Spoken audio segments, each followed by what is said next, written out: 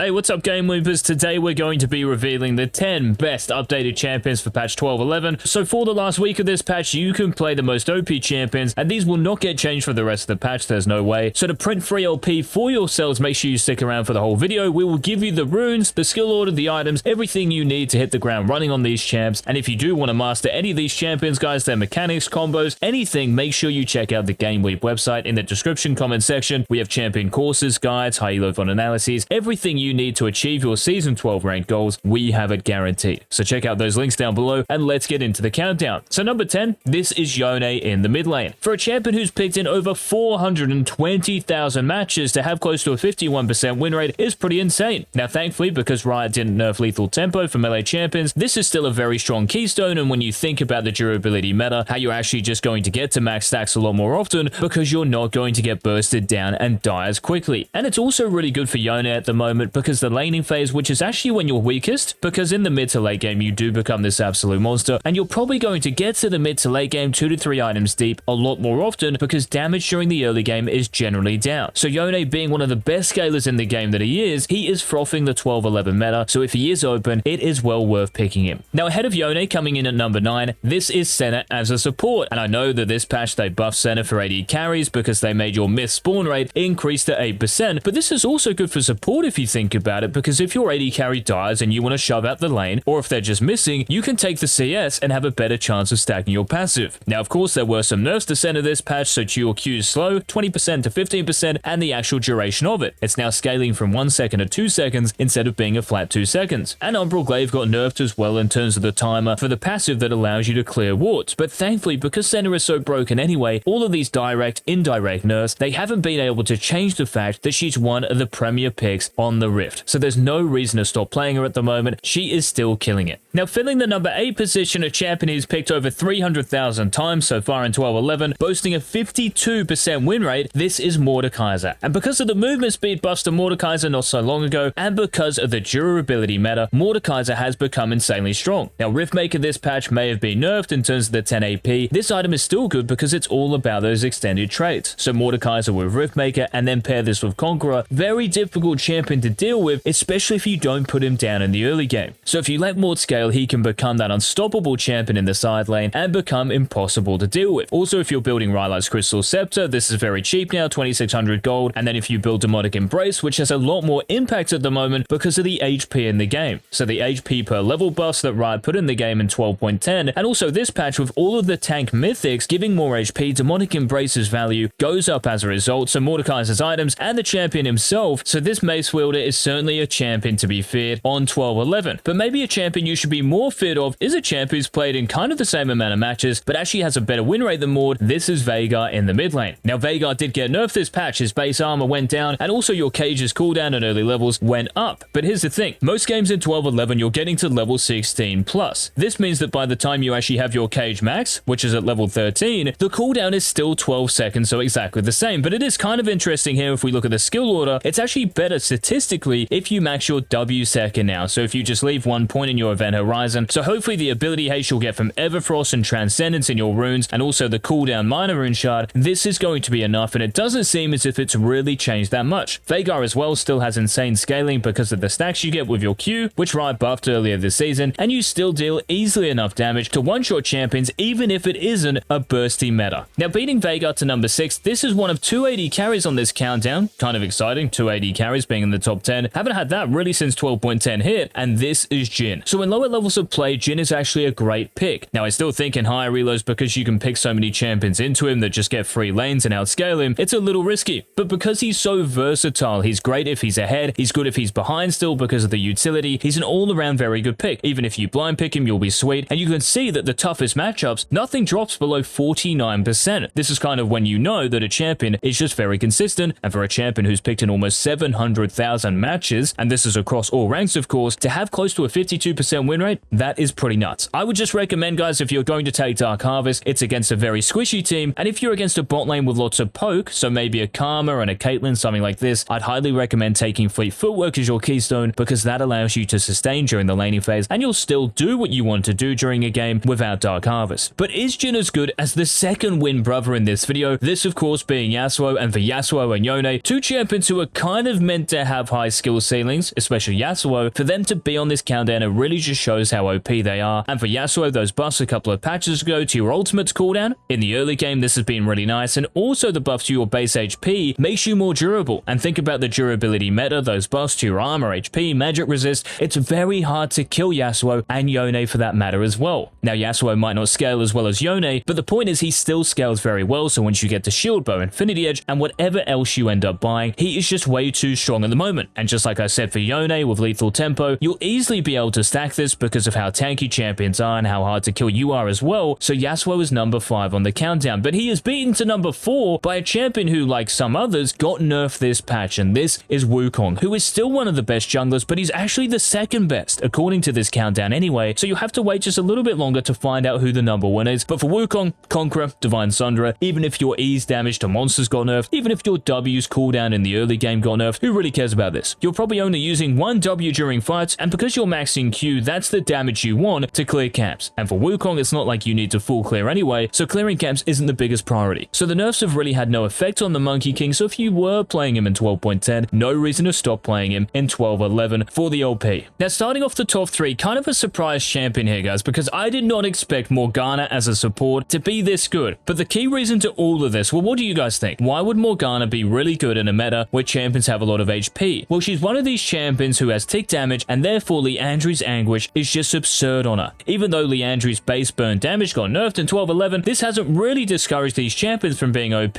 Morgana being one of them. So by getting Liandry's with a Q max, then a W max, then an E max, she's actually an insanely good champion, and you can see that across the board she's banned in 25% of games. So most players can really feel that Morgana is a very strong support, and if you're an AD carry, of course she's very annoying to play against, and if one Dark Binding lands, with the damage she has now with Liandry's, and pair this with any AD carry, it's a deadly combination. So if Morgana is open guys, according to the stats, she is the best support, so all you have to do to win is lock her in. Now staying in the bot lane, I know I said that Jhin was the second best AD carry, so now we have the best AD carry in 12.11, this being Samira. So in over 420,000 games, a 51% win rate and a 25% ban rate, a bit like Morgana, players know just how annoying and good Samira now is. Now why is that? Because Samira is a champion who likes to get her head in there, and because in this meta it's harder to one-shot people, how on earth can Samira be good? Well, that's because of the 12.11 buffs to the Desert Rose. So the AD growth, so AD per level, this is increased, so it's giving you scaling now, and it's a bit like Lucian getting buffed his AD per level because these two champions are so good in the early game. So if you can get a lead just because your damage is amplified in the mid to late game, it's pretty much impossible to stop you. Now you might have to bide your time a little bit more during team fights and not just go in there straight away because of how the meta has changed, but the point is this buff has made Samira a lot better, as well as the Q buff as well. So this scaling more of your attack damage, and because you'll get more of this in the mid to late game, it's another scaling buff to a champion who packs a massive punch in the early game. So this just makes Samira a more rounded champion, less weaknesses, and that's why she is number 2 on the countdown. But guys, the best champion at the moment, statistically, this might surprise or not surprise some of you, this is the newest champion in the game, Bel'Veth in the jungle. And this champion, once you get the clear down pat, is incredibly good with a red smite, Kraken Slayer, Blade of the Ruined King, the DPS you deal, it's right up there. Well, it is